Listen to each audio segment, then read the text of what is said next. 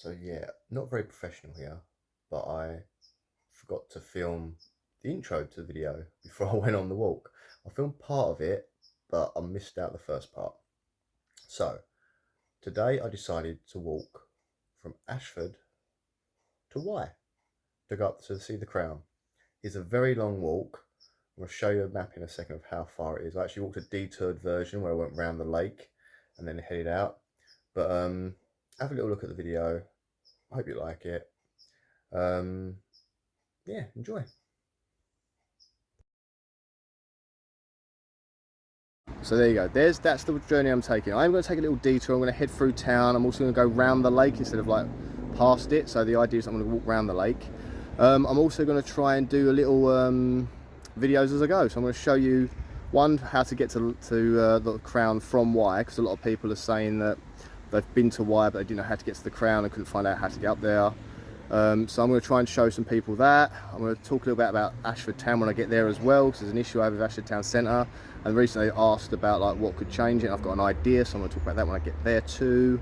Yeah, I'm sort of doing this little journey by myself to sort of clear my own head, so I might tell you a few stories on the way. Hopefully we'll see some nature, hopefully some bugs. What's up? What? That is the weirdest, longest cry ever. Are you happy now? You're tired, aren't you? So he's tired, so he's going to have a nap. I'm going to go give him to his mum. He's going to have a nap. He's a bit tired. And we're going to hopefully enjoy ourselves on this little walk. And you'll get to see some cool things. I'm hoping we see something naturey. I do love my nature. I'm going to take my binoculars with me just in case, but you never know. Anyway, guys, I'll speak to you soon. I'm going to head off this journey now. Oh, before I go, though, I might want to something really important. I think you should know before anyone goes on a walk, and it's really useful to know, is that you should always take some things with you. Now, I always take with me a backpack, and I put in that backpack, I put like a drink. Always take a drink, especially on a hot day like this. It's really, really hot, isn't it? It's really, really hot, isn't it? We were staying in the shade on purpose because it's that hot out here. I also take with me high-vis jacket, because obviously the walk home, it could be a little bit cold. It could be a bit dark, but it will be cold. It will be a bit dark, and it's best to have a high-vis jacket with you. Also, I take a flashlight with me or a torch, because obviously I sound American. A torch with me, and that's so I can see debris on the roads as I'm walking home. I'm going to be walking down some country roads, and they're often quite dark, and the cars do zip around those quite quick. So it's best to be as visible as you can. So with a torch and with a high-vis jacket, it will help me not get hit by a car today, if I'm coming back in the dark, which I hope not to be. I should be coming back about 6 o'clock in the evening, but you never know. Things happen. You end up being a bit delayed. So the idea is that we'll come back about 6 o'clock in the evening. You're covered in porridge, aren't you? Yes, it's fun. Yeah, so fingers crossed we're going to have quite a nice little walk together today. So wish me luck, and we'll see how we get on. Right. Oh, also in the bag, very important, little medical kit, just some plasters and bits and bobs, wet wipes, just because you don't want any accidents. And also, if you get a blister halfway through your walk, that's very painful. It's happened before, hence why I take the plasters. Anyway, guys, I'm going to head off now. Hope you enjoy the little walk I'm going to do, and fingers crossed we can make it there. Bye bye. Okay, so I've started the journey. I'm walking down quite a busy road. I've left my road just a minute ago, and I'm heading down this very busy road. I quite like this road. It's very like overgrown with like foliage. I like that. I do love a bit of foliage. So yeah, heading to Ashford Town Centre now. I actually quite like Ashford Town Centre. It reminds me a lot of Dartford. I grew up near Dartford, and I remember going to Dartford was always a treat, because the only reason we ever went to Dartford was for the theatre, the Orchard, see pantomime shows, etc. So Dartford was kind of a treat place. I think in my brain I associate Dartford with being a treat. So now we're heading to Ashford Town Centre. That kind of reminds me of that. It kind of makes me feel good sometimes when I go there. But so yeah, we're heading there now. I have an issue with Ashford Town Centre, so we'll hopefully talk about when we get there. I have a burning issue with it, and hopefully I can address that, maybe get some joy from this. Right, see you in a bit, bye. And there we see quite a beautiful looking church and a creepy little graveyard. See, Ashford does have these little wonders. It's a really nice looking church as well. There is a church there with, as you can see, there is no pigeon stuff on there, no pigeon deterrent stuff on there, and it looks really beautiful. But this whole section of town, well, of course people live there, so I won't look at that, but this little section of town, I mean, these are, I mean, it's all that creepy Halloween sort of stuff as well, Halloween just around the corner, but look at that. That to me, something out of a vampire film, actually, like the old school Hammer things being filmed in places, the mist flowing in. They look amazing on Halloween. You could use these things to put like pumpkins, stick them on like heads on pikes and things. Oh, this would be a perfect setting for a Halloween. If I lived in one of these houses opposite here, I'd Halloween up like, well, I already do Halloween up like crazy, and you will see a video on that at some point. But, oh, she's lovely. Anyway, onwards. And there's the church again. If you want to know what the church is, that's the church. Classic telephone box, not really in use anymore, sadly. A thing in the past, but I've noticed that some places are starting to do these little mobile libraries in them. Yeah, they're doing these little, like, set up by the public, I think, really, where they just chuck a load of old second-hand books and you don't read anymore. Anyone can bring them in, public bring them in, and other people take them. I think it's a fantastic little idea. Little things like that. I love it. Little ideas where people just like make use of the space, and telephone boxes aren't used anymore. No one really goes in a telephone box anymore. Everyone's got mobiles or other ways. So, possible idea, Ashford Borough Council. Put some books in it. Or you could do that. Ashford Borough Council, ever the entrepreneur. Okay, I'm home now and I forgot a very critical part of the video. And that's why I've jumped in at this point. Now, I wanted to talk about Ashford Borough Council's use of pigeon deterrence with the spikes and the netting, and how I think it makes the whole of Ashford look kind of like dirty and grimy because the dust clings to the nets, and the spikes, it just looks, all the cobwebs build up, it just feels as dust, and no one really ever cleans it. It just looks manky, and it's not even working because you do see pigeons on there anyway, so it's not helping that much. So I'd really, that was one point I was trying to make with Ashford Borough Council, which is why you see me filming in a minute the pigeon stuff. And then I was disgusted to see what I saw in one of the nets. Absolutely disgusted. So this is for Ashford Borough Council, this little bit. Please get rid of this stuff. It doesn't help the things you want it to help. It's actually making the problem worse, and it makes Ashford look disgusting and like some sort of weird futuristic prison with spikes all over the place. I get you don't want the pigeons there because you think they make a mess, but they're still there. They haven't gone anywhere, and people are still going to feed them. There's people coming out of Greg's, even when just after I filmed this, and they were feeding bits of sausage roll to their kids, to the pigeons. So please, get rid of these deterrents. If you want Ashford to look better, a little while ago you put a post saying how can we make Ashford better. That's one way to do it. Clean it up a little bit more. It is a bit of a grimy looking place, and just get rid of those pigeon deterrents.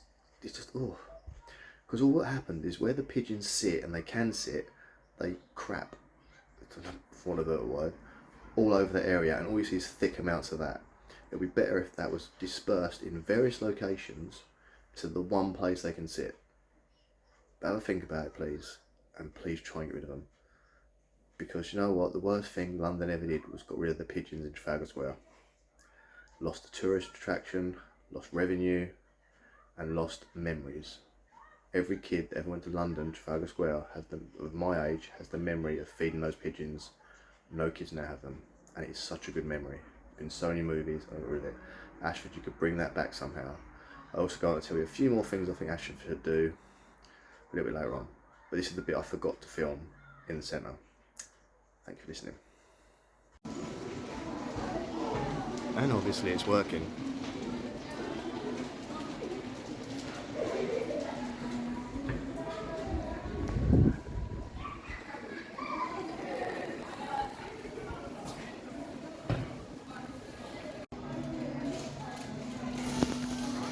This looks so grimy.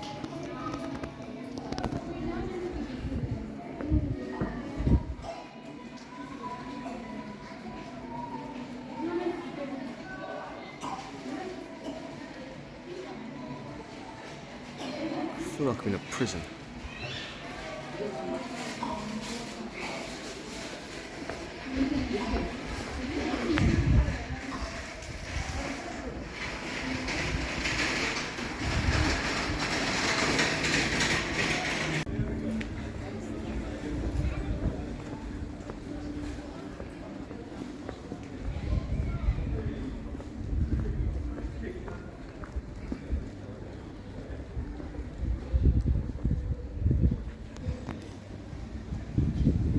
believe it or not, that is a dead bird. That is horrible, that's horrific. It's not horrific for the bird, but it's horrific for people to walk past and see it. And this is their way of deterring birds from coming, is it? Hanging their dead corpses. Like in Pirates of the Caribbean where they hung the dead pirates up to deter pirates. I don't know if the pigeon's going to see it like that, but oh God. There we go. Yeah, with all this plethora of talent in Ashford, all these singers, dancers, musicians, children's party entertainers, skilled performers, use them. Give them like a platform. Say every Saturday, give them like a 10-15 minute slot on that podium. So they can advertise get all their banners up, or advertisement stuff up, and do something like to boost them. Like show off their talents, and then they can hopefully get work from that. And they'll do that for you for free. You give them a platform and a way of advertising, and next thing you know, everyone's a winner. And the town centre's buzzing because it'll become a place to go. I used to live near London, and the amount of times I'd take a trip up to like where the London Eye is just to see the street performers with my kids, because it's a cheap day out. It's like you give the street performers a couple of quid, and you watch a fantastic show, and you go on to another one and another one, and the kids love it, I loved it, and people win. And it's definitely worth trying to do. And I think Ashford has so much space there, in those walkways, so much space in these walkways that they could do that. They should quite easily make the town more fun, and that would help as well. It would make the town more fun place to go. A reason to go there at the minute is to go there to shop. That's the only reason to really go to town. Occasionally they'll put on something and say, oh look, come in this day, it's Easter Sunday, we're doing an Easter egg thing, or they'll do like a Halloween thing or a Christmas thing. You do it all year round, continuously. You've got a giant stage in the middle of the centre. Use it every Saturday. Just do something every Saturday and make people come from all around to come and watch it. Then next thing you know, Ashford's a place to be, a place to come to, and then they come and they shop in the shops. They come and they buy local produce, use our transport. Come on, it's a great idea. Get rid of the pigeon deterrence and boost the economy a bit by bringing more people in. I'm going to try not to go across the road. Oh, sorry, just crossing a busy road. I don't work too far from here either. Oh, anyway, I'm about to enter a little section of Kennington that was hidden to me up until a couple of years, about 2 years ago.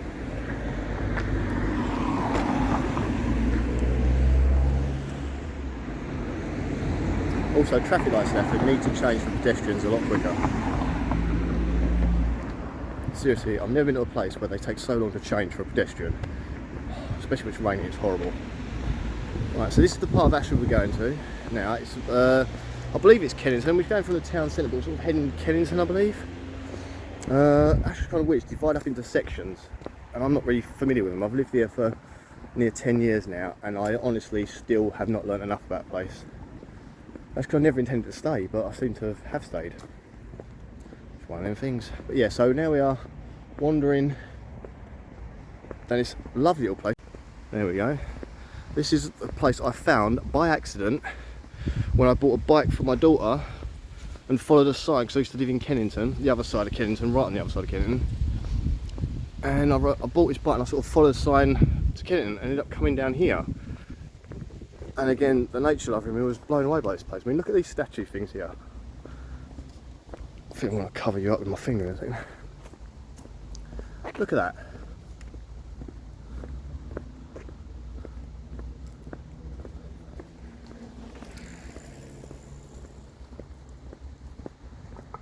That's brilliant. Look, it's a wood carved bench. Look at that. It's a lovely little thing. These little hidden treasures that you don't know are here, and you go for a walk and you find this bench with these wood carvings on it.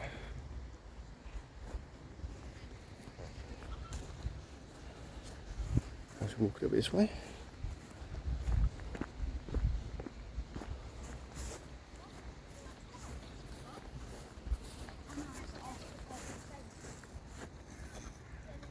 That's very watership down. Goes up. Perhaps that stag at the top. There's a few of these here. Now, I don't actually know the name of this park. I'm guessing, oh, it's a kingfisher, isn't it? Yeah, it's a kingfisher diving in the water. That's genius. Going after those fish.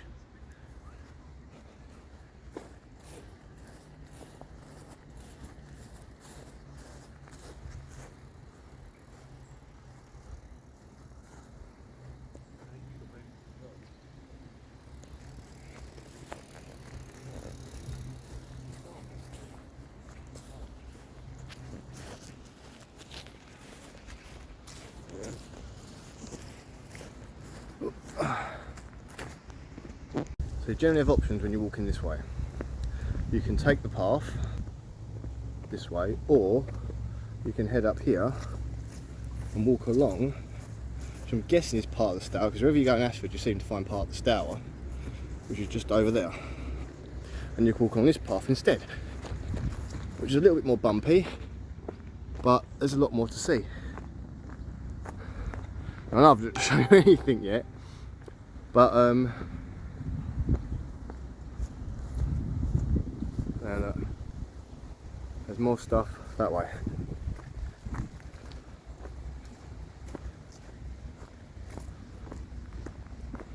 Here we go, this is a better view of it, look. So you get to walk along this Stour.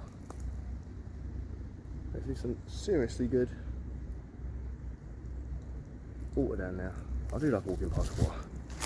I'm always still hoping to one day catch that kingfisher. One day I'll see it. The closest I've ever got, I've seen twice, 2 blue streaks buzz past me, and I've never actually seen a kingfisher sitting. And my dream is to one day see a kingfisher in its glory, in real life, without it being just a blue streaky blur. But one day it'll happen. It's one of the things, everyone's got their dreams. So many people see them and think, oh, it's just normal, I see them all the time.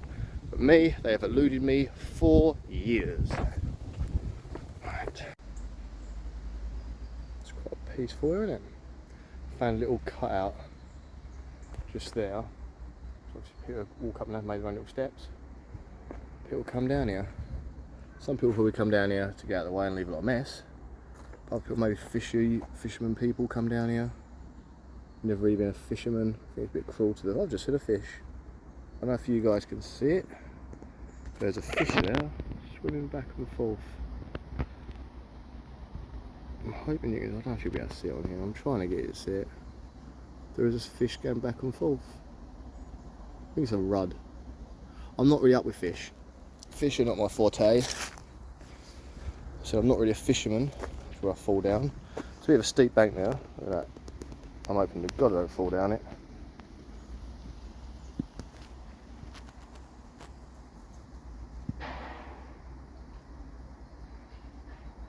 There was just a fish. And now the fish is gone.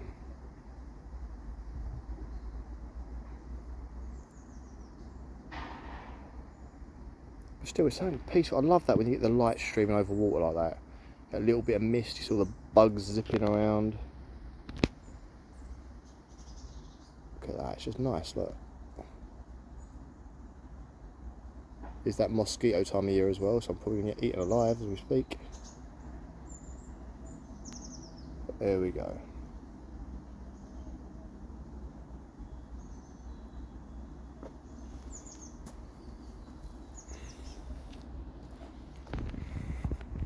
That's a good thing about little towns like Ashford. There's these little nature havens, look, like that. Little havens for nature, which just gives you a bit of breathing space. You've got a town literally just that way over there. There's the town, motorways, traffic, you can hear it, but you've got this little bit of breathing space.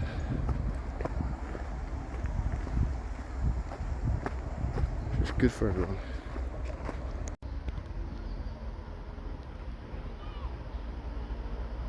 Pretty little snail shell, isn't it?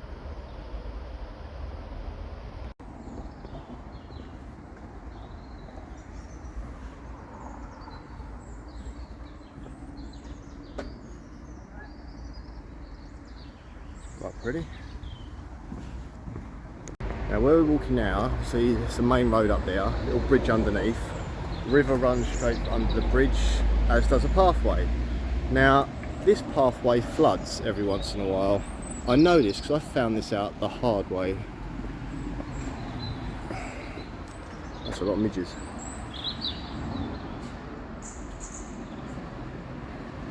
Huh.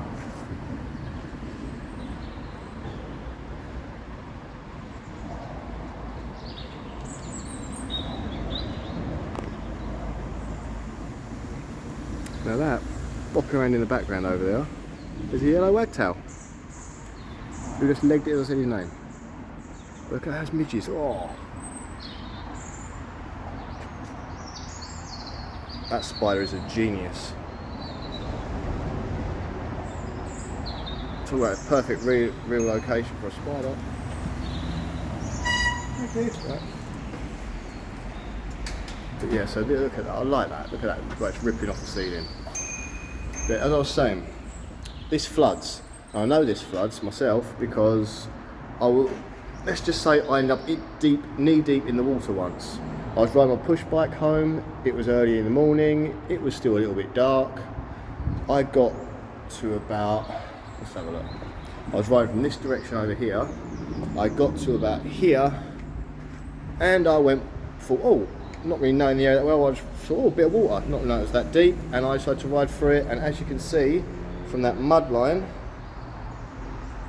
just try and zoom back a bit so you can see the whole wall. From that mud line, that's how deep it gets. Now, try and give you how deep it. I try to use myself against it.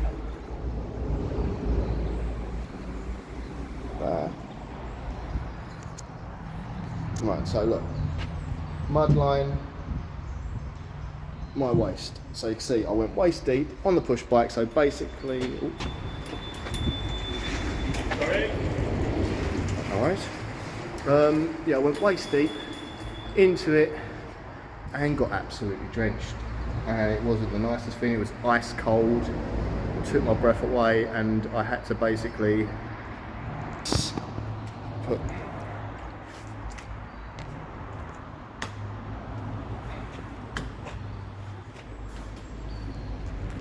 That was how I made it through the water. Look at that. That silhouette, that spider looks scary as hell. Oh, I love that. I saw about the flickering. Look at that. Wow, there's loads of them here. Genius little spiders have worked out a fantastic place to build a web. Oh, look at that one. And the way they're silhouetted from this light, oh. These look all to be garden spiders. Look at the size of that one. That one is the most well-fed spider. He's actually bursted at the seams.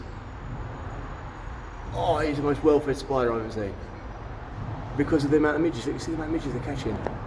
I'll see them.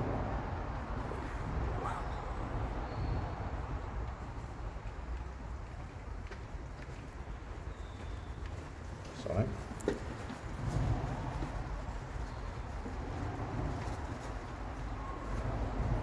Wow. I'll try and turn my light on, see if that helps see some of these. Doesn't really helping much at all. But wow. And all that dust there is more carcasses than midges. But these spiders have got it worked out. Look at that shroud there, look. Oh. These spiders are very, very smart. They're in the most perfect location to catch all the bugs. Genius. And look, there's another one down there full of them. Let's have a quick look. Even more here, look. In fact, the webs are so filled up that the spiders can't function on anymore, so they move down. Oh, look at this one. Oh, this is my loves. I love these things. I don't even know how many spiders. Spiders are generally cannibals as well. They don't generally work as a collective, but look at that. I zoom in, you can actually see the individuals crawling along, and this is one of the best bit of footage, oh sorry mate, I've ever got, and some of the most bloated spiders I have ever seen.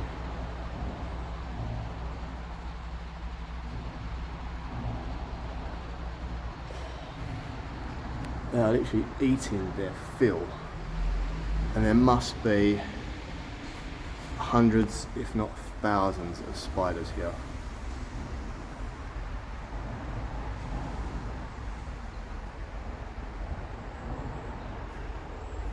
There are literally too many to count.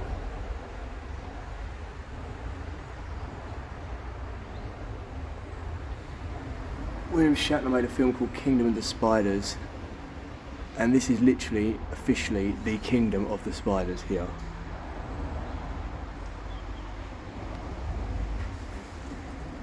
Sorry, mate.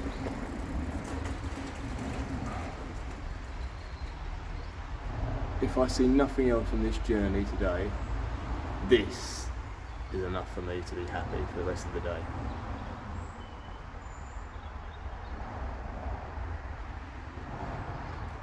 Oh wow. I mean, you can see a spider that's not been well fed that much, that one there. That's generally not well fed, but then you look at something like that and the bloated abdomen. I mean, it's eating so much. Right, we'll leave this kingdom of spiders now. I could stay all day looking at this. But as you can see, every single one of these lights down here has an abundance of spiders living there, probably about 100, 200 spiders per light. That's less as we go down. Of course, we're in the middle of the tunnel. But yeah, there's less spiders as we go down, but still, the webs are still there. Oh, this is literally like that film Arachnophobia. They're literally above my head. Oh.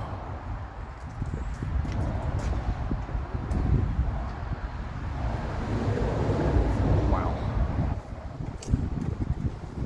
While that is creepy as hell, it was fascinating.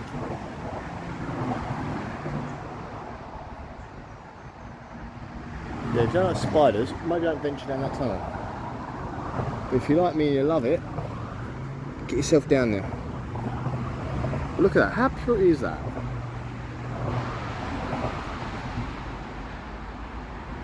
And there's about 1 billion midges there.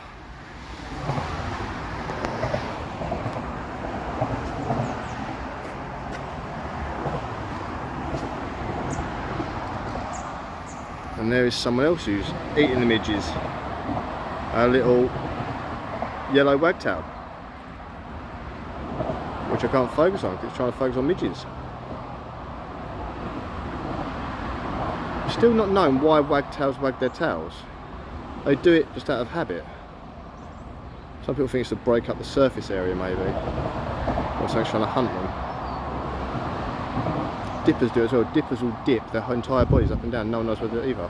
It's always birds that are associated around water. That's to do with the way the motion of the water is. Oh, look at that. Is that a yellow wagtail or grey wagtail? We're guessing yellow. Anyway, I'll let you know later. See you in a bit. Right, onwards anyway, onwards. Now we're going to come up past this bit here. We are nowhere near the end of our journey yet. And as we get to here,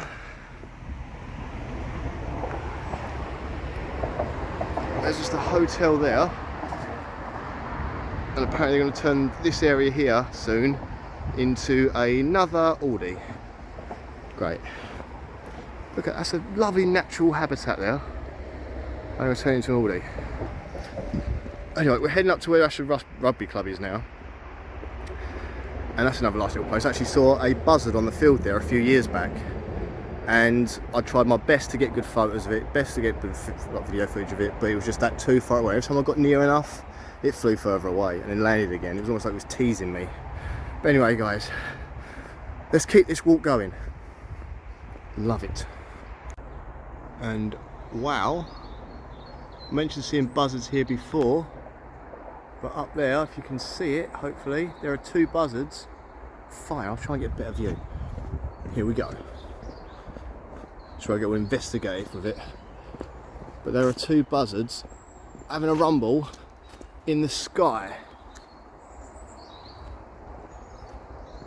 I'm still in Ashford.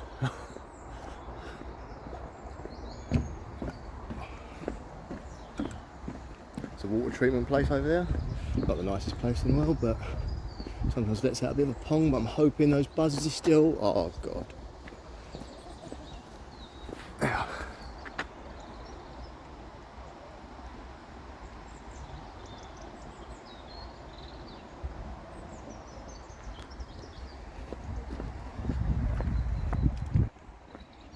Ashford Rugby Club.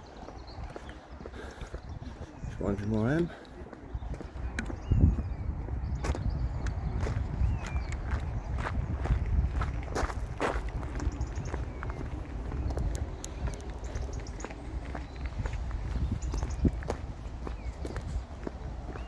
There we go.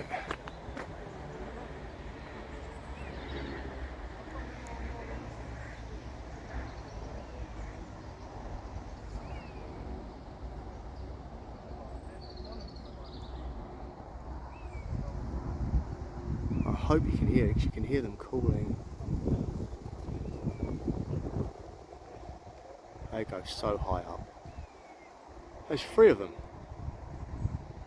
Oh, I really hope you can see. I don't know if because I can't really see them through the camera, but I can see them with my eyes. There's one just circling up there.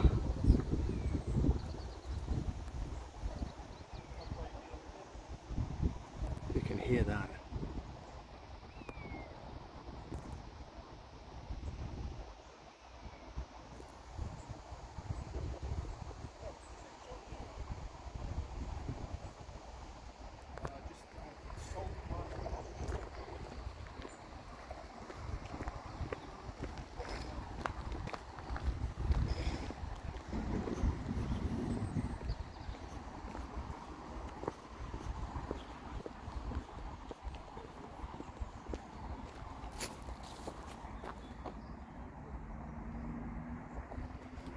Far away to see now, but wow.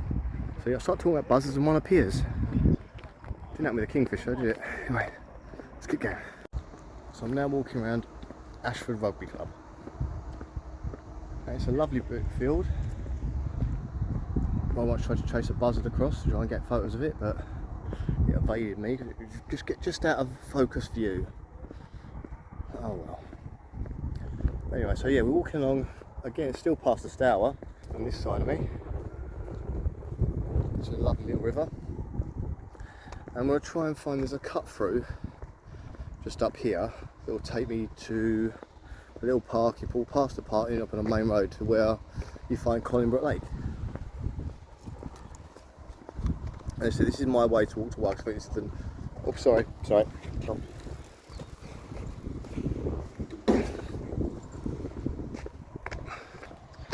Oh. Yeah, so it's the nicest way to walk, because it's like nature and the chance of seeing something you might not have normally seen. I have no idea what that is. I've never known what that is. It must be new for something a very long time ago, because all the bits and bobs are still here for it. Look, some sort of winch, some way. Look, there's a drum there. Obviously, wait, a winch, oh god, right to the sun, that's not going to help you, is it? So, I don't know what that was used for. It's not close enough to the river to be used to get stuff out of the river. Who knows? But on a day like this place is lovely. Now, you're probably wondering, how do I know about a place like this? How do you find out about a place like this? 2 simple ways. One, you ask local people, especially older local people.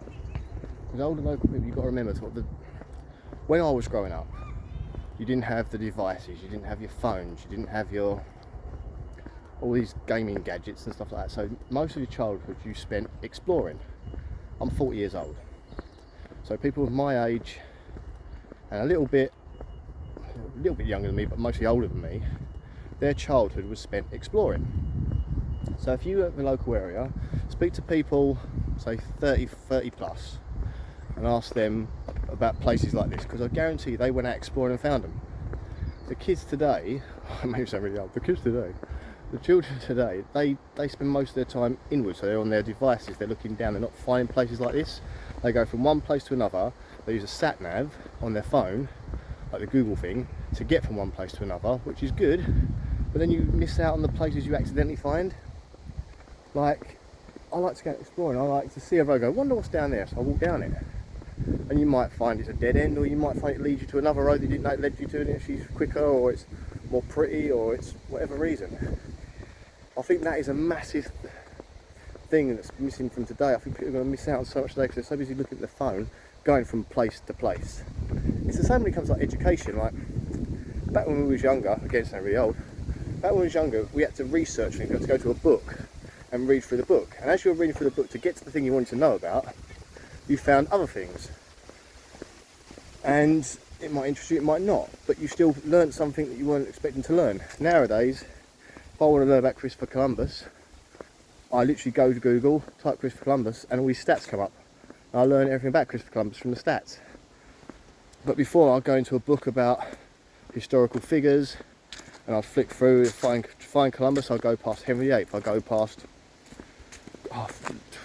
any historical figure really. I might go past various kings of England, explorers, Marco Polo. I'm not very good at explorers, as you can tell, but you'd find these little snippets of information. You read that as well. And that's the problem.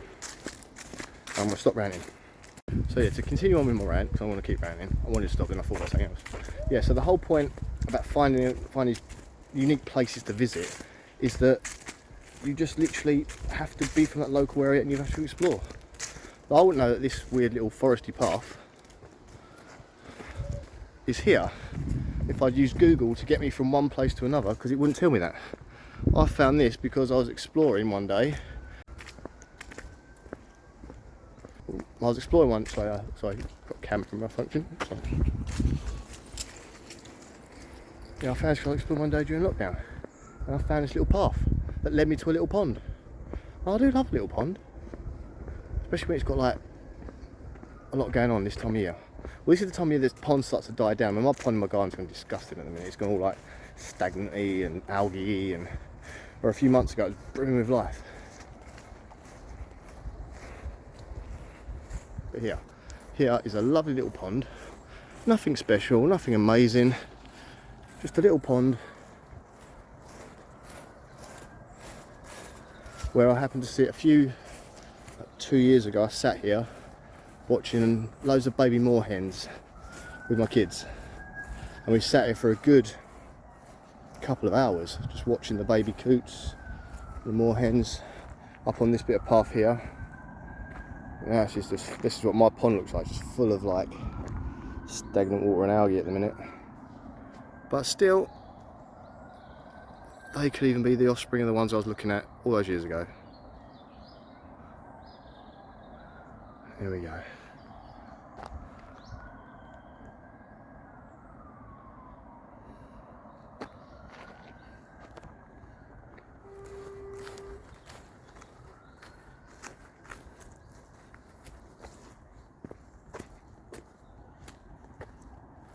Pond skaters galore. There's a dragonfly.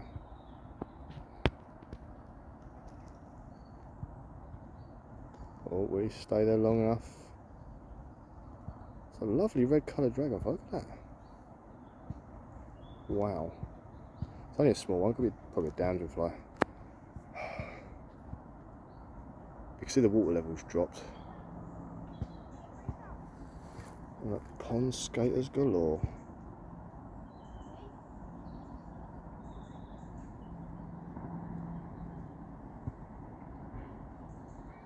Love all the lily pads.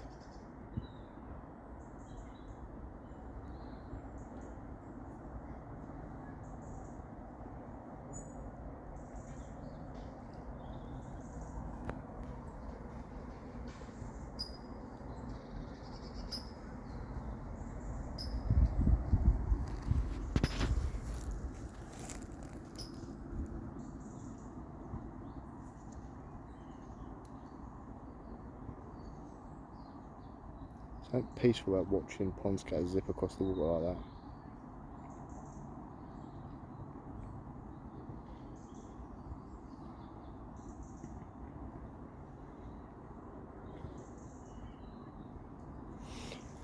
Onwards again. Right, so leaving the greenery part now, onto the main road. So let's have a look. So this one here. Now I can either go down that way and walk through that way and go across that big field you see there, across the train track into the bridge that way, or I can go down this way and basically go around Colin Lake. So what I want to do, I think, is I'm going to go this way around Colin Lake to start with, and then go the other way all the way home. I think that's the best way to do it. So this is a bit of a crazy boring video footage, but I'll see you soon. Because I'm going to keep walking down here until I get to the part I need to get to. Funny little fellow walking along the road there. No, he's actually heading in the direction of the road, which is not going to do him any favours. So what I'm going to try and do, I'm going to try and usher him back the other side. So wish me luck. That is a much safer place for you to be. Oh. Yeah, he weren't going to be alive for very long if he tried to get across that road. Oh. They say you shouldn't intervene with nature, but every so often, one caterpillar ain't going to do no harm. In fact, always intervene with nature. You know, saying in nature is about to get hurt, killed. Not by another thing. I think it's like a bird was going to try and eat it. Obviously you let that be, but it'll be funny if it's like something we've done as human beings. We've invented these cars that like, run on these roads and kill things. There's no gain of anything there. All we've done is we've ruined things really. But help out a little caterpillar. You see it walking into the road, or a worm or something like that, you see it going the wrong direction, give it a hand, move it back, it's not going to hurt no one. Although with caterpillars, so it's not going to hurt one, don't use your hands. I know they say give it a hand, bad advice. Sometimes their hairs can be quite like irritating. So what I did is I picked up a leaf, let it walk onto the leaf, move the leaf to the side, a bit of grass on the side of the road and put it there instead. That's what you should do. Don't ever use your hands when dealing with caterpillars, because you never know, dear, let's be honest, it ain't worth the risk. It's not very nice to get someone with an allergy. I don't want to put you or your kids off. Just be careful, yeah? Now walking down to the entrance to Colin Lake, the entrance I use anyway, and this footpath is massively overgrown. But you know what? Who cares? It's not stopping me from getting down here, it won't stop a pram from getting down here. And the abundance of wildlife is probably epic down here. Keep seeing the old butterfly fly past, or a bee. It's good for them. It's good for anyone really. But yeah, so you go through this way and this is how you get to the lake. So a lot of people park up on this road here when they want to go in there, because they don't really leave it open for cars. Generally I think people that do the sailing and the boat stuff here are allowed to use it, but general public types generally don't. I'm guessing that's supposed to be a pond at some point. Yeah, so we're at Colin Lake now. There you go, look. Long off road, we'll push on this point, blah blah blah. So yeah, if you want to come down here by car, park up along that road there. You can get and have a little walk.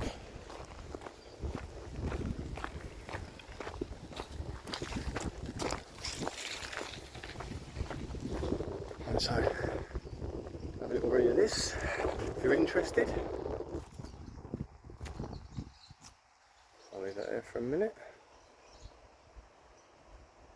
You can always pause the video to have a look at that. So there we go, to walk down to the lakes is a beautiful place. It really is. So I like to add this to the journey. You can actually count this out and we get to quite a lot quicker if you don't come around this way. But to me this is all part of it. This is a massive part of this trip to White. This is the way I went with my children the first time we did it. This is the way I went in the part the second time I did it, and the third time I did it. always work with other people, it's never on my own, but I feel like right now I need a little bit of time by myself, and it is very windy here. If it's just this windy here, oh no, it's going to be very, very windy when I get on top of the old Crown, which is our destination today. Look at that, that's lovely, isn't it? It makes you feel good. And I've just remembered I forgot my binoculars today, so I can't get them up close to some of these birds, which is a shame. But look at that. Someone over there feeding them, I love that. Right.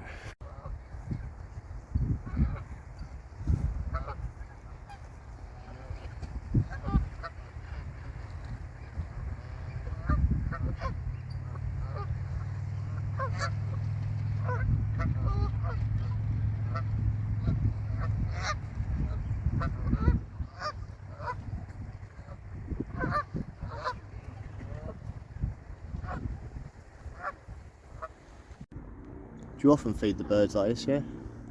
I used to, yeah. Usually there's not this many. Yeah, there is a lot here, isn't there? Do you see these on here? Yeah, the Canada geese, there's a lot of them. There's over 100 Thursday, they came flying over. But usually there's Egyptian geese on here. Yeah. They've all disappeared at the moment. Oh, it's time to start migrating, isn't it? We're in September, aren't we? So it's probably migration time. They don't go very far. No? Because there's a load on Singleton Lake as well. Yeah, I've seen them. I often run around that. It's nice there. And I think some of the Singletons have come over here. Yeah. And the ones that were bred here have disappeared. And they used to take it out of my hands. Wow. Yeah. That's lovely. All the ones that were bred here, there was about 8 of them. And they would come and take it out of my hand. But none of the new ones will, so that's why I think they've come over from Singleton. They've probably swapped places. And they'll probably start looking for mates, won't they? Yeah, of course. Yeah, I was over at Singleton Lake a couple of days ago, and there was a cormorant down there. Yeah, to get cormorants here. And I was like, whoa, we didn't expect to see that. It's one of those, like, you stop for a minute, like, what is that? It's quite large. And I started looking for a minute, yeah, it's one on its own.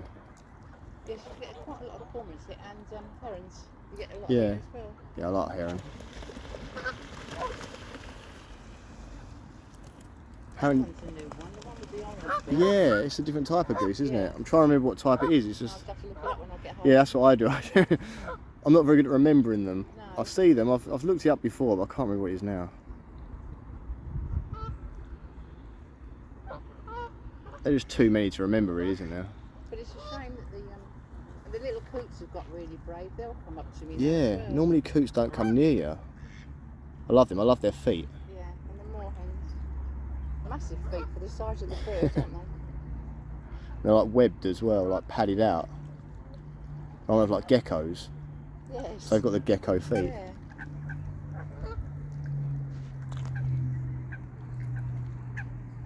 I remember, it's going back a few years now. I think my daughter's now 18.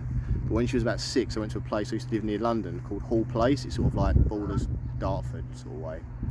And there was like a mass migration of Canada geese. And I didn't notice it at first. I saw a few down by the river bit.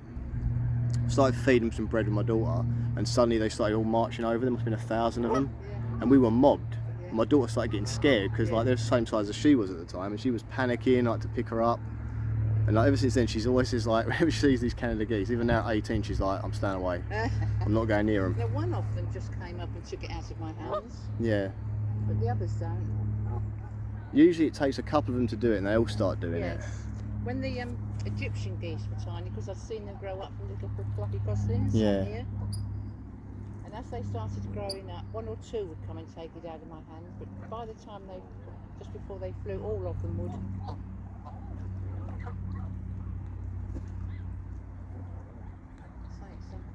It's lovely to see them. Yeah, it is. Sometimes just to sit out. And there's nothing on here at all. Yeah, I've done that before. I've come down for like a nature venture, and it's like, oh, not much. There's nothing, is there? No.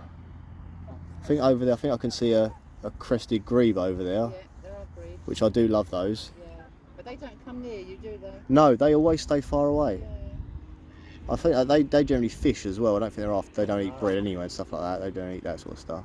Well, that one's It's very white. I was looking over there myself. I can't really see it on this camera at all, but yeah, it's very white. That's making a noise over there. But it's lovely to see her, and look at this.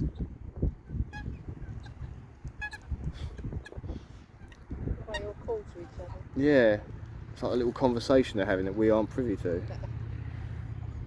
Right, get over there, she's got bread. A lot of people don't feed bread anymore, it's a shame. A lot of people don't like to feed bread anymore, they've got this thing. It was on the telly the other day, don't feed them because it affects their wing feathers. Yeah, I don't think it does, I mean... And then they change their minds and says it, yes, it's okay. Yeah, I think the problem is, I think people have these ideas, and a lot of it's to do with, like, it pollutes the lake as well. I don't think it does. I mean, we've been feeding ducks bread for forever. Yes. You know, it's something that's been done for years. It's the geese, I think it affects more. Yeah, but I don't. And they say like buy the bird seed, but then you feed them that, and they don't seem to care. No. They like the bread.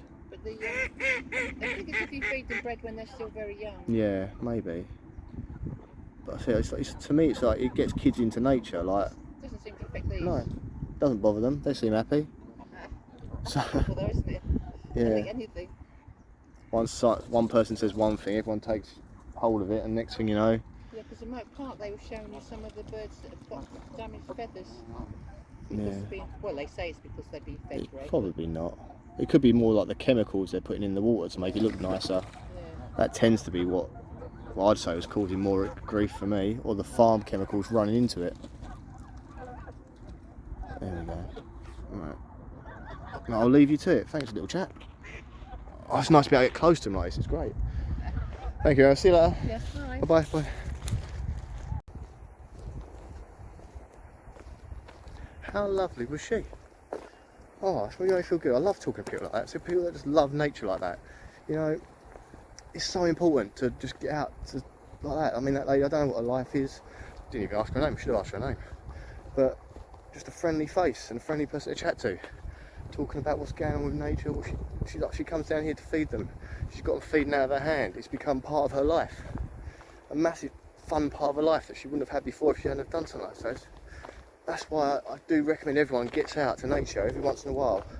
Go and feed the ducks bread. I know they say you shouldn't feed them bread, but it will give you a bit of passion, a bit of a love. You know, and you'll introduce your kids to that love. And then your kids will get something out of it. Or at least they'll get a memory of, oh, remember when Dad or Mum took us down to that lake and we fed those ducks? I'll always remember that. And that is the thing, that's what kids remember. They don't remember the present they got, you gave them for their 5th birthday. They don't remember that, but they remember a time when you went and fed a duck. And that's the parts I remember from my childhood. I don't remember I can't tell you every present I got for my 6th birthday. I can't remember that. But I remember my granddad taking me down the Thames and pointing out a cormorant to me, or pointing out a heron as it flew over. I can remember the squirrels and the cats in the tree. I remember the cats trying to get the magpie. So I remember the cats trying to get to a magpie nest in the tree and spending about 2 hours in the garden watching this like drama unfold of will the cat get there, will it, won't it get it, will it get up there, the magpie's dive bombing it. That's what I remember. I don't remember the presents. I don't remember the things that were spent on me. I don't remember the sweets that were bought for me, the toys. But I remember moments like that. And if you want to give your kids good memories, take them down to your local lake where there's ducks, little duck pond, with a loaf of bread and chuck it in there. You're not going to kill the birds with a loaf of bread. You're not going to pollute the entire... you're not going to pollute that entire lake with a loaf of bread. A lot of this stuff, I believe, was put in place. They had a theory on it. So I pushed the wrong button now. They've had a theory on it. This is what's causing bad things for birds in the lakes. It's not worked out that way. And now they've got to try and backtrack. But now we've got a lot of birds that say are underweight. We're not doing it anymore. Oh well. Anyway, onwards. So the reason for this journey, as I was talking about before, it's a way for me to clear my head, a way for me to put all those horrible things that have happened recently in the back of my mind, to give my front of my mind a bit of a breathing space to see this beauty. So yeah, the reason for this journey is to put all those bad things that have happened recently, the silly thing that I did, the issues I'm having right now, at the back of my mind for a few moments, just to try and clear my mind. and it's so good for all of us to do. So whatever it is that you like, whatever it is that you enjoy, you need to do that when you're having a mental crisis like I'm kind of having at the minute. I'm trying to stop it. And it's like, have you ever seen that film Never Ending Story? And the thing about that film that is like, there's this thing called the nothing, and it's coming to take over. To me, the Never Ending Story is a visual representation of depression. The Never Ending Story is, if you want to try and describe depression, tell someone to watch that film, because it's about a kid whose mother has died, his dad's kind of struggling as well, and he uses this book, this story, and his imagination to try and stop depression. And to me, the representation of depression is the nothing. The nothing is coming to wipe away all the good, and all the good part of his imagination is just trying to wipe that all away. And it's like depression is this dark, stormy cloud that's coming to take everything. And this kid is kind of like a metaphor. This kid is like fighting against depression while reading this story of this hero who's trying to stop the nothing. And to me, that's the kid trying to stop the depression in his own mind. And the Never Ending Story has some horrific moments in it that as a child you like reduce you to tears, and even as an adult you remember these things and reduce you back to tears. And it just, oh, it's a good story, but the metaphor for it in the end, and how the kid uses his imagination to pull himself out of that depression and to go on with the rest of his life, and you really do feel like the kid has like turned a corner in his life at the end of it, using this never-ending story. And the fight against depression is a never-ending story. You think it's something you can cure, it's always looming over you at the back. Once you get that spark of depression, it's always looming. There's always that way to bring you down, but you have to fight it. You really do, and you can fight it. Now the reason I've stopped here is because I can actually see our destination for the first time. So our destination is right the way over there. There you go, that white shape there. That's the destination we're going for. And you can see it is still an incredibly long way away. So I really should get moving because I'm well behind my schedule I put myself out for. Yeah, so whoops, I'm going to be very late home. I'm glad I bought the high-vis jacket because I'm pretty sure I'm going to be walking in the dark. Very sure of it. But what a lovely clear day. Yeah, so anyway, this journey, because a few years back I brought my kids to this lake and we walked around and we saw when we got to about here, and curiosity took hold, as it does with kids and adults, like what is that? There's a hole there. I said, yeah, curiosity took hold, what is that? And I decided to try and find out. So me looked up online, asked a guy at work called Tony about, because I know he does rambling, he told me about a way to get there. So I decided to grab the kids the next weekend, grab a bag, grab a drink, and off we went walking. And we did it. We walked all the way there. My kids at the time, they were, was just a couple of years ago, so they were 7 and 8 at the time. And we walked all that way. And it was an adventure I'll never forget. And I think they'll never forget it either. Because there were some funny moments that happened on the way, which I might recount, and the funny moments on the way back. And I know that once we got to the top, my daughter said something that made me feel like it was all worth it. She went, "This is the best thing I've ever done in my life." Because I think she's got that sense of achievement. We had achieved something. We'd done a journey and achieved something spectacular. Like, it was worth it. Once we got to the point, and you'll see the point when I get there, when we got to that point, it was just like, we've achieved this magnificent thing. And the smile on her face, and my daughter, she's not into the healthy side of things. She's not like, she likes to sit home and play her games and that, but she does like to get out sometimes, I suppose. But for her to have such a sense of achievement, the look on her face, I'll never forget that look. I'll never forget that. And my son was just like, well, hey, look at this. And he felt good about it too. And that makes me feel good. It makes me feel good. I felt proud to be a dad that day. I felt proud that I've given them, because I know that memory will be with them forever. We've since gone back. We did a bike ride there. And it didn't feel the same, because it's something you've already done. And when you do something a second time, it never feels as special as the first time. But it was still something special. But that walk will forever be one of my favourite moments in history of me. With my kids, just me, 2 of my children. I would have took the older one, but she's 18. She's like, you want to talk where to where? There's a train, Dad. There's a train. But like with the little ones, I could be like, oh yeah, but the adventure, and they're like, yeah. With the older one, she's more like, yeah, but it's a long walk. But, like me as an 18-year-old was like, it's a long walk, I'm going for it. Her as a long walk, no, Dad. And you say there's nature around? No. My oldest daughter is, no matter how hard I tried, she's not a naturey person. She understands the value of it, she understands the point of it, but she'd rather not. She's a very academic type. Yeah, she's not the nature lover. The idea of her getting muddy would not go down well in a muddy walk. But yeah, so we're on our way there. We're getting there. We're going to do this today, and we will reach all the way over there, the destination we're looking for. There it is. Couldn't find it on the zoom. There it is. We will get all that way over there by the end of today. This is something I quite like. So Colin Brook, they've obviously cut down a lot of their long grass. And instead of dumping off to a landfill, they've left it there, which makes it an ideal habitat for like all kinds of insects, but also for reptiles. Snakes, grass snakes, will go in there and lay their eggs in there, and they'll incubate, because when that decomposes it gets warm, and with the warmth it will help incubate their eggs. They can also hibernate in there over the winter, so as it decomposes, to keep them warm and stop them from freezing. Well done, Colin Brook Lake, for doing that. There's another one over there. This big pile of like essentially hay, isn't it? Well done, Colin Brook Lake. I like that. It's made me feel happy. Obviously the log piles, also good hibernation places like newts, frogs, toads, our amphibians and reptiles. Great stuff. Of course the lake does run past the river.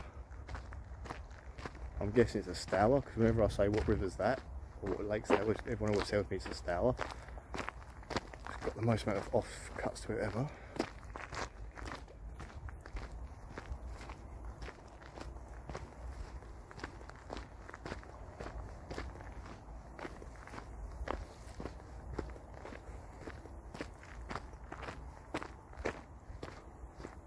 A little dip down here. So we've had quite a weird summer this year. We had a bit of a mini heat wave for a couple of days. Then we were very wet for the very early summer, which caused a lot of the birds' nests to fail. So I think we're going to have a bit of a decline. A little moorhen.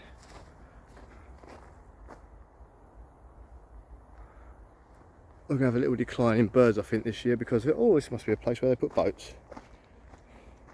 Oh, look at that dragonfly. I don't think you see it. There we go, that hovering dragonfly.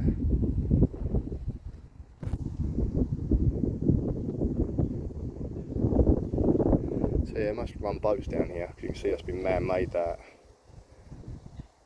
The water looks quite low though. Yeah, so here we go. Lovely bit of stream. So the lake's just behind me, that away. And then we've got this river that runs past here.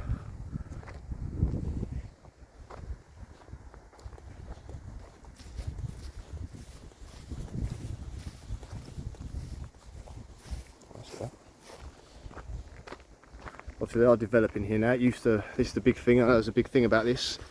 The local people getting a bit upset about them building more houses on the lake. And there's a field just down the path here that we might go past. That actually they were building there as well. It kind of upset some people.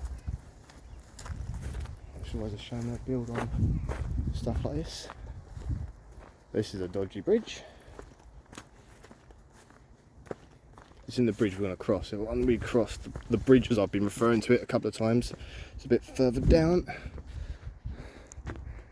There we go, look at that. That's beautiful, look, scenes of place, beautiful.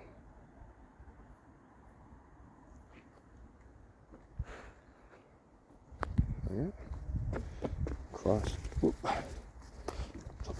Fall in the river. Yes, they are building on here.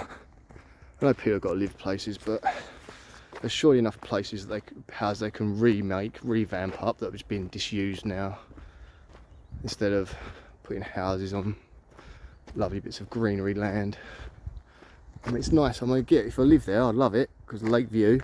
I mean, don't get me wrong, if I had a chance to live there, I would, because it's a beautiful place to live. Beautiful scenery out your window, see the lake. See that? I mean, hang on, let's do it better for you. Yeah, so imagine that's your bedroom window, and you get to look out over that lake. So I do get it. I get why you want to put it there, but it does cut into our countryside. It does cut into our green spaces, which we are rapidly losing, and we need more of. But sadly, they are. As the population expands, we need to put them in places. Oh well. One day we'll see sense. One day we'll work out a way to solve these problems in a better way. But it's just the sad truth. I'm fully under the belief if there are ways we can fix things by putting restrictions on things. People are quite greedy. Like people that have like 2 people living in the house but have like 5 cars. That don't help. Because what happens then is those cars have got to go somewhere on the roads. There's too many cars on the roads as it is. Oh, I don't know. I'm gibbering on now. There's motorways that are being built that cut through ancient woodland. What's the H something or other that's very recently been built, and they're like cutting through this ancient woodland, and they're like, that's alright, we're going to plant some new trees. But these people don't understand that, yeah, you're replacing some trees, well done, like you're putting the trees somewhere else, but it's the ancient trees are the ones that have habitats for animals. I mean, like, not be funny, bats and owls can't roost in brand new sapling trees, can they? They need big old trees with holes, natural holes carved in them to put their nests in and to roost in. You don't get that in a sapling tree, and that's the part that they're missing. That's the part that I think they fail to understand. It's like, oh, we might have knocked down 10 trees, but we've replaced 10 trees on the side of the motorway. It's like, it's not the same. It's not the same. You need to be educated. It's not the same. Oh, another rant. This didn't mean to be a ranting video. I've ranted about Ashford so far. I've ranted about my own problems. I've ranted about bread, and now they're stopping kids from feeding bread to ducks. I've ranted about houses and cars and motorways. Oh well, at least it gets it out of my system. At least you get to look at something nice while I'm ranting away like a buffoon. It doesn't seem to be as much bug life. I came down here a few months ago and did a Colin Brook Lake video. You can find that on my channel thing. I sound such a YouTuber. I hate this YouTube phrases. But yeah, if you scroll through my channel videos, you'll find it. I would put links in, but I haven't worked out how to do that. I'm not a very technologically person. I'd love to know how to put a link in, like these top parts of your screen. I think they appear here or something, these little link things. But I'm rubbish at it. But if you want to have a look, scroll through my videos. There's one that says Colin Brook Lake on it, and I walk around this lake. I'll do a more in-depth look at the lake as I walk around. There's like pills and stuff about that. Today we're just using it as like a pathway. But yeah, on that video you'll see me discuss the lake. I see loads of bugs and stuff. And that day I was overwhelmed with bugs. I just walked, and everywhere I looked there was bugs to film, butterflies and stuff like that. Today not so much, but then we are in September, so I suppose they're starting to disappear. It's still very hot for September though. I said we've had a really weird summer, which has caused a lot of weird things to happen. I've had a very damp beginning of the summer. We've then had quite a drought. I mean, we haven't had rain for a long time, proper rain. We've had like a little shower, but proper rain for a while. It's been a very strange summer. It's been like an on-off summer. One minute you feel like it's summer, next minute you feel it's autumn, then it's summer, then it's autumn, then it's summer, it's autumn. I think it's confused a lot of the wildlife, to be honest with you. But I do feel like there's not as many bugs as there should be right now. I mean, I always saw the midges and stuff. But yeah, so this is where I'm now. This is the bridge over the river to Wye. Not quite the bridge over the river Kwai, but this is the bridge. And obviously they've got the old safety gate thing now, which is a bugger to open. It never used to be this hard. But yeah, you've got to give it one of those to open it. Great stuff. So yeah, we're going to walk over here to the bridge. I took a fantastic photo of a spider web on a frosty morning down here one day. I was like praised for it by people. And I'm not a photographer, I'm really not. I just do things because I enjoy them. Please don't drop your phone in the water. Yeah, lovely flowing bit of water. That's a beautiful little view there though. It always is though, this bit. Then you turn around, it's not so good. It's generally just like thicket. Yeah. Usually there's a lot of like debris, but it's actually quite clean today. Usually when you look over this side, you see like loads of trash, but oh hello. I don't know if I'll be able to see that. Where's it gone? I've lost it. I just saw a really beautiful butterfly fly down there. It's a red admiral. And now it's disappeared. As always, the second I got to film something, it disappears. Oh no, I can see it, hang on. I was trying to get the angle of it. It's right in the foliage, hang on. This is where I struggle. Me and my evergreen issue with the zoom. And trying to find something when I zoom in. I'm not very good at this. Oh, hang on. Is it down there? Right, there it is. Ooh, found it. There is a red admiral. You can see it clinging onto that leaf for dear life in the wind. How beautiful is that?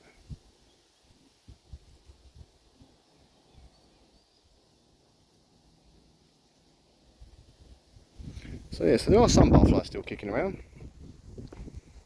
Not many. Not as many as there were last time I came down here when there was a butterfly every 10 minutes. But yeah, so this is basically what we do. So we walk over this bridge, and this is where you sort of head on your journey to Wye.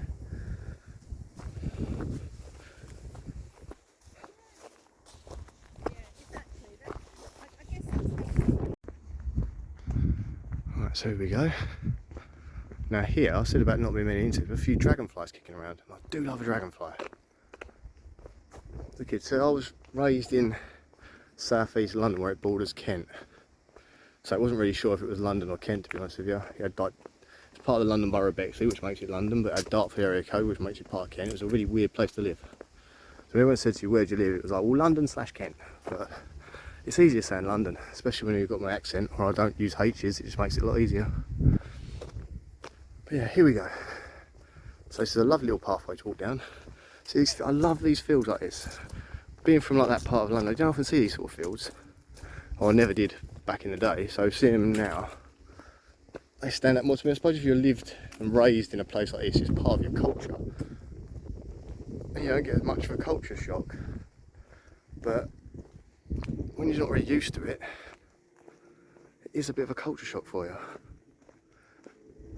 So I look at this as saying alien. Whereas people that have been born and raised in these areas look at this as normal. And the amount of people that, like, obviously talking to people from Ashford that are born and raised from Ashford, in Ashford, they talk about how drastically it's changed and how it all used to be like this. And it's only in the recent years that Ashford started to boom in population and things like that have started to be built. And they've like made entire new towns. Like Finbury's a new one. And there's like loads of these little new towns that just pop up. They have a field that's like that, and then suddenly there's a town there. And it's an entire new town. And this keeps happening in Ashford. I know why, because obviously Ashford is very, well, it's got that obviously link to get you to Europe and to London with Ashford International train station. So you can pretty much get anywhere you want from there. So it's an ideal place to live if you're a person that needs to travel for work, etc. But sadly the countryside of Ashford and the local people of Ashford are taking a bit of a knock. I mean, yeah, it's creating some jobs, maybe, but it seems that there's more houses being built than there are jobs being made. Good for the construction industry, but once they're built, they're built. And you've got to hope for another town to be built. Oh. Still a lovely little walk, lovely little farmhouses. I'd love to live on a farm. I'd love my own farm. Wouldn't have a clue what to do with it, but I still like it. And this, I don't know if you'll be able to see this, but birds on a telegraph pole. That is a lovely image. There's something about that that makes me feel warm and fuzzy inside whenever I see it. I don't even know why. And this camera's been a very good job of steady camming. Oh, more dragonflies buzzing around. Look at that. I think, I don't know if you can see them. They possibly house martins. Trying to focus on them is not going to be easy when they're zipping around. I'm pretty sure that's what that is over there. Could be swallows.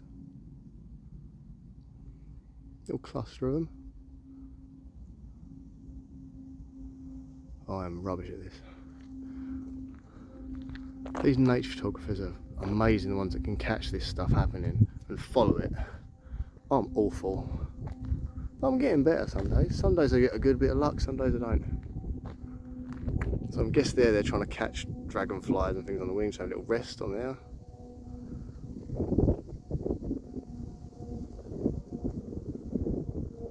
A little town meeting.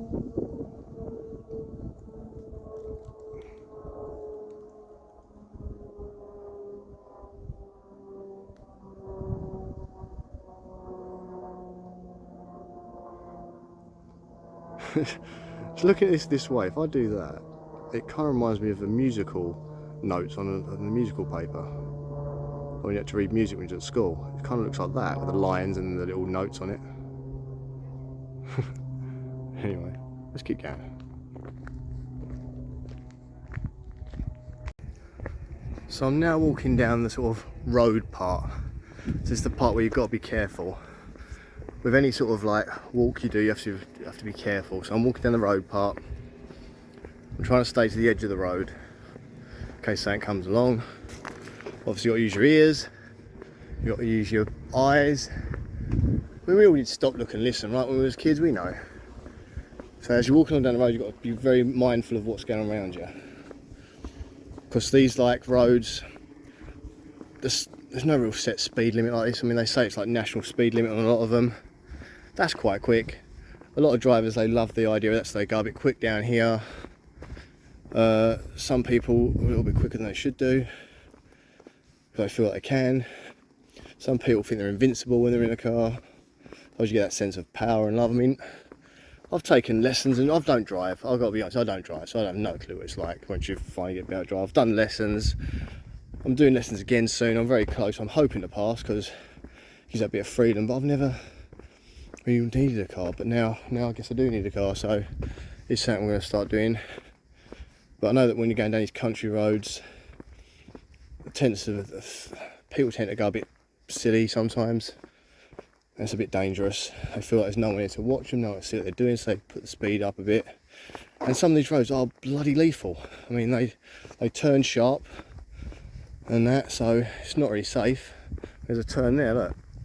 If you're going down here a bit quick, might not see it straight away, and then boop, you're going to end up down that ditch over there. Or it could be someone walking around that corner there, just where you can't see them. If you're going a bit quick, you can't stop in time, and boom. There we go. Anyway, onwards, down this little walk. Still a lovely place to walk, even though we're down main roads, well not main roads, just doing little roads now. But before we were just walking around the country part, like around the lake, now on the walking parts, the roads are. I do tend to babble on. Sometimes I start these things, I don't really know what to say. So I mumble on a little bit.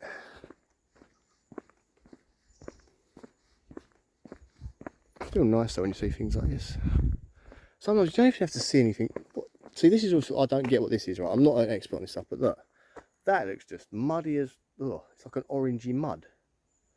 It's almost like something's lit. I'm guessing it could be farm chemicals, I don't know, something leaks into it, but it doesn't look like anything can live there. But look, it's all over that tree. It's like a weird orangey mud, like a boggy sort of situation. And it's down here as well, look. It's just like muddy water. I guess it's the runoff from the fields. I use this to drain so it runs off from the fields and out of the water so it doesn't soak, become bog-like on the fields. So they cut these little things out for that. I used to start watching Country Farm more. Now I live in Ashford. No, it's not technically country, but I need to start learning a bit more about it. I was always put off by country fowl just because I don't like fox hunting. I hate fox hunting. I can't think of anything more cruel, barbaric, and not for this time than fox hunting. And sometimes on country fowl they start talking about trying to promote it again because it's a very country way of life thing. But it's not my thing at all. I can't stand it. And the people that do it, I just don't get them.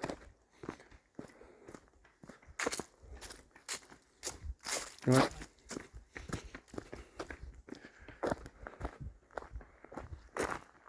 I do not understand fox hunters one iota. I often run past people. You probably see me pointing the camera away because I often do walk past people, runners, walkers, etc. And I don't like to film them because I feel it's a bit of an invasion of their privacy. You know, when I'm doing these little films, if I don't know the person, I haven't asked their permission to be in it, I don't like to generally film them. I feel it's rude. The guy that's run past me actually, no, he works in the same place I do. I don't know him as in like best friend or anything, but I know him to say hello to, so that's why I said hello as he walked past. But I still didn't film because I do feel like it's invading people's privacy when you're filming without their asking. Like when I sat down with that lady beforehand, first thing I said was, do you mind if I film? Because I'm not going to talk to her or film anything she says without her knowing that what I'm doing. She happened to say yes, so it's fine. And we had a lovely conversation.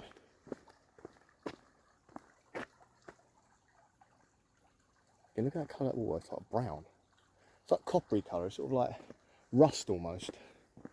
Like if you lay something in rust. Oh, that's looking a bit nice over there, isn't it? Look at the sky. So there are clouds in the sky now, but they're very wispy. But see, look, that's what I mean. I've just walked down this dark little tree-lined verge, and now, obviously you can't see nothing now because of the thing, but it's a lot nicer than it was. Oh. Got to stop blithering on a bit now because my battery's halfway through on my phone. I didn't bring the charger. Not like I could charge it in, I can't exactly plug it into a bush. But yeah, so I'll be a bit careful about it. I've talked a lot of nonsense when I really probably shouldn't. I should have been conserving that battery. So I don't want to get somewhere and miss something good. So you might feel I'd jump on ahead more now than I did do before. But I think that's the best thing to do. Look at that, look at that. I'm walking up quite a steep hill now. I think my health's pretty good, you know. I'm 40. You know, I do walk a lot.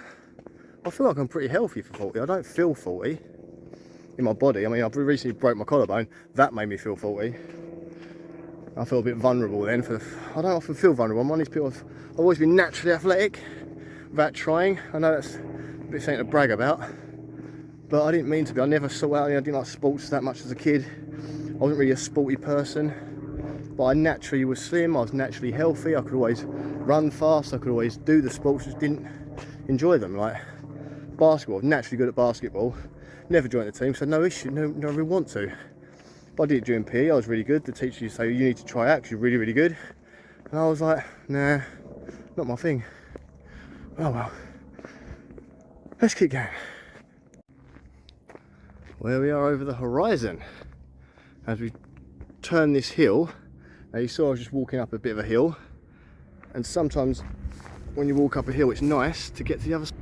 Look at that, stunning view. Train going past right in the distance. There's an aeroplane up there, guy on a moped. Look at that, stunning view at the top of this hill. We're about to go down, and also you can see our destination again over there. I'll zoom in a bit so you get a good view of it.